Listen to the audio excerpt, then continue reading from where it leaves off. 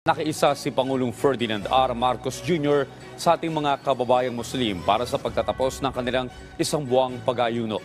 Ayon sa Pangulo, naway maging simbolo ang selebrasyon ng pagpapakumbaba at pagkakaroon ng lakas sa gitna ng mga pagsubok. Nagbabalik si Kenneth Pasyente sa sentro ng balita.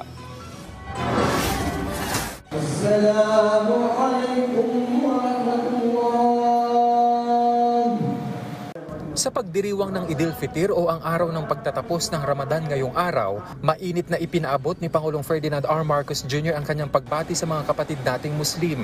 Ayon sa Pangulo, pagkakataon ng araw na ito para magpasalamat dahil sa panibagong espiritual na pagkakataon matapos ang pagsasakripisyo.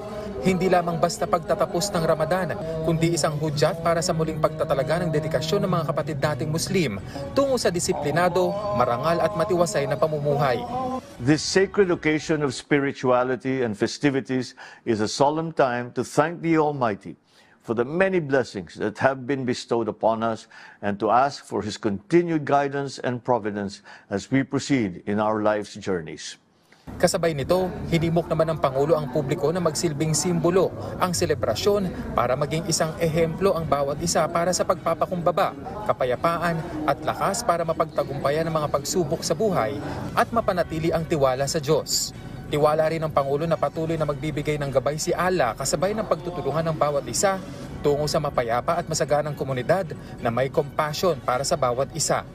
As we mark the end of the holy month of Ramadan, with Idil Fitr, may we sustain our commitment of extending compassion, of service and love to our fellows, especially those who are suffering and in need. Let selflessness, empathy, and generosity, values that we share across all faiths, also guide our every word, action, and endeavor, so we may bring forth a more harmonious and kinder society under a bagong Pilipinas. Sa harap naman anya ng iba't ibang paniniwala at filosofiya, umaasa ang Pangulo na mananatiling nagkakaisa ang lahat para sa pagkamit ng mas progresibo at matibay na bansa. Binigyang diin pa niya ang kahalagahan na manaig ang pagmamahalan sa kabila ng pagkakaiba-iba kung saan madadaig ng pananampalataya ang pagdududa at takot, habang ang pagkakaisa ay mas malakas kumpara sa dibisyon at hindi pagkakasundo. Nagpahatid din ng mainit na pagbati sa mga kapatid nating Moro si Vice President Sara Duterte at ipinaabot ang kanyang pakikiisa sa naturang selebrasyon. Anya, isang inspirasyon sa nakararami ang dedikasyon at pananampalataya ng mga Muslim.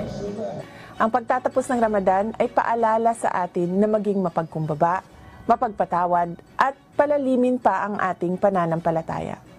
Naway patuloy nating isabuhay ang mga aral ng Quran at ng Propetang Muhammad at itaguyod ang kabutihan sa ating kapwa. Binigyang diin din ni VP Sara na sa kabila ng nagkakaibang pananaw, dapat bigyang halaga pa rin ang pagkakaisa, paggalang at pagmamahal sa bayan. Ang Idil Fitr o ang The Feast of Breaking the Fast ay isang pagdiriwang ng Muslim community na hudyat ng pagtatapos ng Ramadan o ang kanilang isang buwang pag-aayuno. Kenneth Pasyente para sa Pambansang TV sa Bagong Pilipinas.